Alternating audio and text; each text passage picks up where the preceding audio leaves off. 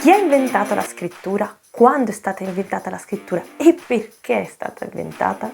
Traendo spunto dalla grande storia della scrittura, oggi parleremo di questo. La scrittura per l'umanità è talmente importante che è l'elemento di discrimine tra ciò che è preistoria e ciò che è storia. Non è un classico libro, ma è un libro a fumetti. Mentre noi ci addentriamo nell'argomento, una piccola sfida. Chi di voi sa che cos'è un glifo? Se lo sai proprio tu, scrivilo nei commenti.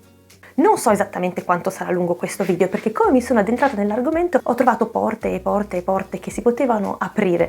Ho dovuto circoscrivere l'argomento, ma se vi sorgono delle curiosità mentre parlo, condividetele con noi e potrebbe essere l'occasione per altri video in futuro su questo argomento. Per oggi ci limiteremo a un po' di storia, a un po' di tecnologia, a parlare delle lingue inventate e come bonus la prima poesia scritta della storia. Se tutti questi argomenti incuriosiscono anche voi, come al solito, rimanete e rotolate con noi. Cominciamo dalla fine.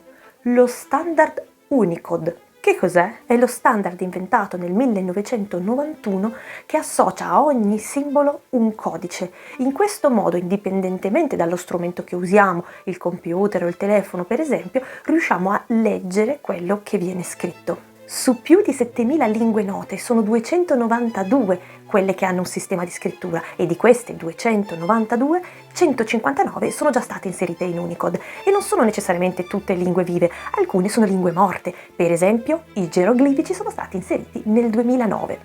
Dal 2011 sono state inserite anche le emoji, che sono quelle faccine o disegnini che usiamo per arricchire i nostri messaggi, inventate dal giapponese Shigerata Kurita. Inventate dal giapponese Shigerata Kurita. Inventate dal giapponese Shigetaka Kurita. Avrete sentito dire più volte che la scrittura è un'invenzione. Questo è corretto, ma non dobbiamo immaginarla come un'invenzione di una persona singola, tranne le scritture immaginarie, le scritture inventate per delle opere letterarie, per esempio, di queste parleremo alla fine. Bensì la scrittura è un'invenzione corale, è un'invenzione sociale. È stata inventata da alcune società in alcune circostanze specifiche quando un numero di individui si è accordato sul significato di certi segni. Molto interessante notare che la scrittura si è sviluppata in civiltà diverse, in momenti diversi, senza che queste civiltà abbiano avuto contatti tra di loro. Per esempio, ci è noto che in Cina si scriveva, in Egitto si scriveva, in Mesopotamia, ma anche in America Latina e in India. Non tutte queste scritture sono ancora state decodificate, i geroglifici per esempio sì, ma ci sono altre scritture che non lo sono ancora. Se risaliamo al secondo o al terzo millennio a.C., per esempio abbiamo le lingue della Valle dell'Indo che non sono ancora state decifrate, oppure il lineare A di Creta, e solo recentemente abbiamo decifrato una lingua che si chiama elamita lineare. Queste lingue non vi suoneranno familiari magari, però sono la dimostrazione che c'è ancora tanto da studiare e tanto da scoprire. Molto interessante però notare come il sistema di scrittura della Cina antica, che ritroviamo in gusci di tartaruga e pezzi di osso usati per porre delle domande alle divinità, ecco, questo tipo di scrittura è ancora estremamente simile alla scrittura attuale cinese, mentre le scritture che si sono sviluppate più vicino a noi, come potrebbero essere la scrittura cuneiforme della Mesopotamia, non ha niente a che vedere con le scritture contemporanee.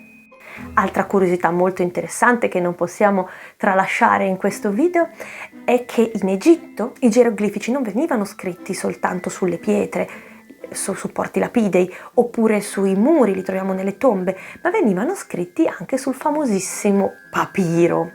E questo sistema, questo supporto è diventato così famoso che dalla parola papiro deriva papier in francese, paper in inglese e papel in spagnolo. E cosa ha spinto l'uomo a scrivere?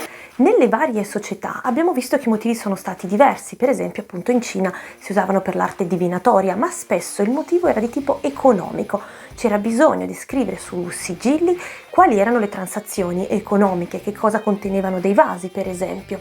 In questo senso possiamo dire che la scrittura è anche una forma di controllo della società, perché finché non è esistita la scrittura gli accordi si facevano a voce, invece la scrittura permette di passare qualcosa dal presente al futuro e anche guardare nel passato. La scrittura più vicina a noi geograficamente è quella mesopotamica, che tutti conosciamo come scrittura cuneiforme. Cuneiforme perché? Cuneiforme, da cuneo, triangolino, perché veniva scritta con un bastoncino, uno stilo che lasciava dei piccoli tratti a forma appunto di cuneo. Ma il motivo particolare per cui ve ne parlo oggi non è soltanto perché è la scrittura più vicina a noi, ma ve ne parlo in particolare perché risale a questa zona geografica, a questa epoca storica, la prima poesia scritta che abbiamo della storia. E sorprendentemente era scritta da una donna, una principessa, una sacerdotessa che ci ha lasciato alcune preghiere, invocazioni alla divinità. E a Enheduanna, questa principessa, sacerdotessa, poetessa, sarà dedicato il nostro bonus. Rimanete fino alla fine. Partiamo dalla scrittura di Enheduanna, il cuneiforme, per parlare di come si evolvono le scritture. Non tutte, ma spesso le lingue partono da dei pittogrammi. I pittogrammi sono delle immagini che rappresentano esattamente degli oggetti, per esempio un cuore che rappresenta esattamente il cuore. I pittogrammi derivano gli ideogrammi, quando cuore non significa più fisicamente l'organo del cuore, ma può significare amore. Similmente, per esempio, il simbolo di una bicicletta. La bicicletta può significare bicicletta, oppure viene utilizzata per un significato altro, per esempio pista ciclabile. O ancora il disegno di un cranio, che significa proprio cranio, può diventare morte. Sottolineiamo un aspetto che vale anche per le emoji, perché le emoji sono esattamente queste, sono degli ideogrammi. Notiamo che gli ideogrammi non hanno necessariamente una pronuncia specifica, possono essere pronunciati in modo diverso nelle varie lingue, hanno comunque significato. Dunque siamo passati da segni come oggetti a segni come concetti a segni come suoni. E le lingue immaginarie? Esistono molte lingue immaginarie, per lo più inventate per le opere d'arte. Un esempio potrebbe essere il famosissimo elfico del Signore degli Anelli o il Klingon per gli amanti di Star Trek. La grande storia della scrittura dedica un capitolo apposta proprio a questo argomento, ma volendovene far scoprire una che sicuramente non conoscete, la più antica che ho trovato è quella di Hildegarda di Bingen. Santa Hildegarda di Bingen, perché si tratta di una studiosa monaca del 1100. L'ho trovata definita in molti modi: giurista, profetessa, erborista, naturalista, cosmologa, gemmologa, filosofa, poetessa, musicista, linguista e persino consigliera politica. La sua lingua del tutto inventata viene chiamata lingua ignota, lei stessa la chiama lingua ignota e la presenta nell'opera che si chiama Lingua ignota per hominem simplicem Hildegardem prolata. Hildegarda è stata di stimolo di spunto ad altre opere d'arte, per esempio per il romanzo La pergamena maledetta. Siamo giunti al bonus dove andremo a scoprire la poesia scritta più antica che conosciamo col nome dell'autrice, perché abbiamo detto essere una donna. Ma prima del bonus, mi raccomando, iscrivetevi al canale se non l'avete ancora fatto e pollice in su. Trovate le fonti e spunti di approfondimento nella descrizione del video.